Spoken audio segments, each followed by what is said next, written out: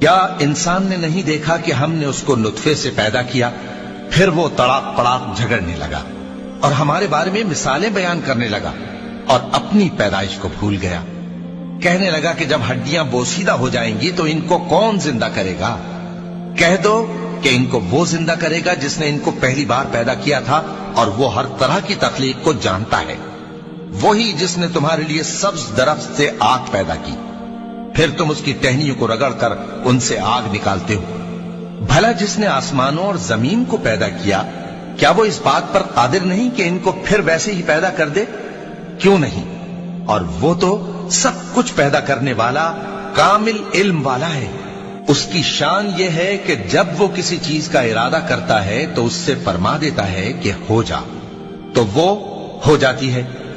وہ ذات پاک ہے جس کے ہاتھ میں ہر چیز کی حکومت ہے، اور اسی کی